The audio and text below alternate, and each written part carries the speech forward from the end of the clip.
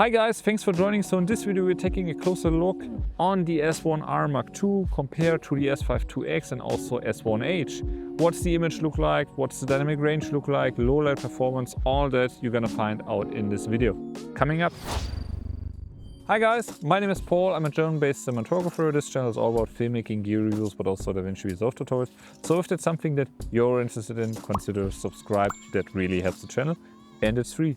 So please subscribe. Alright, so a lot of the stuff I'm referencing now is from my initial review about the S1R Mark II. So if you haven't watched that, go check that out. In this video, I will focus more on the differences between those three cameras in terms of image quality, colors, dynamic range.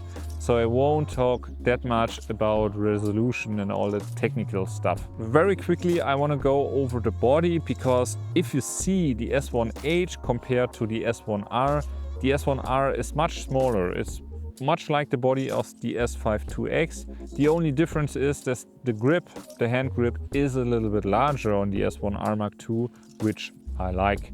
And also one addition that I really like is the photo video switch that they have added, and also that the shutter now is closing when you turn off the camera to protect the sensor. So now let's talk about the image quality, and we did a lot of indoor and outdoor tests between those three cameras to see, and we also used the same lens and the same ND filter, so we swap each time so that you get the pure representation of the sensor. And we just used the color space transform. So as you can see, we have a slight difference in image of all of these three cameras. An evolution that I'm seeing is that the S1H is still the camera that I most prefer right out of the camera. I think like the S1 or the S5 is also very vibrant from the camera, and I see that also in the S1R Mark II.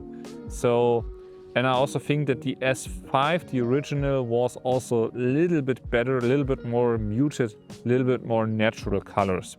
But it's just a very minor difference.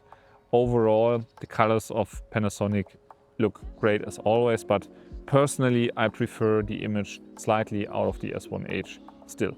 Now let's talk about low light performance, and personally I thought that the S1R Mark II will be the worst because it has an 8K sensor, more pixels, more noise obviously, and so on and so forth.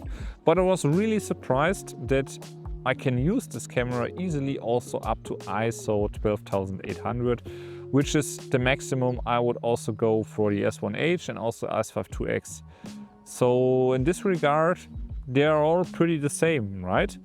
But if we look closer onto the noise pattern, we can clearly see that the S1R Mark II has overall the best noise performance. So in this category, in low light, the S1R is to date the best LUMIX camera when it comes to that. I wouldn't also go beyond ISO 12800.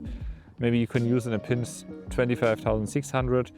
But overall, the noise pattern is smoother, less grainy, so it's easier to remove that in post. And this also leads me to kind of dynamic range, because we see that we have kind of a lot more shadow detail overall now, and a lot of people were claiming dynamic range on the S1R Mark II is not good, and I can honestly say it's about the same. First, let's start by underexposure. As I've already said, the low light performance on the camera is really good. And this we can also see in the underexposure. We can underexpose the camera up to 4 stops and have still a very good result. This is not possible on the S5 and also on the S1R. The 3 stops under is absolutely the maximum here. So this is really good. And if you have to underexpose and if you have to lose low light, I would advise to turn the dynamic range expansion off. Now let's come to overexposure. And as we can see, we can use the S1H and the S5 up to 4, sometimes up to 4.5 stops of overexposure, and we still be able to pull that back, which brings us in total to 7.5 stops of exposure latitude. Now, on the S1R Mark II, if the dynamic range expansion is off, we can overexpose maximum by 3.5 stops. That's the maximum. If we take into account that we can underexpose by 4 stops, we are also, like the other 2 cameras, by in total 7.5 stops of exposure latitude. You just notice that the dynamic range is mapped differently. So you're better in underexposure than you are in overexposure.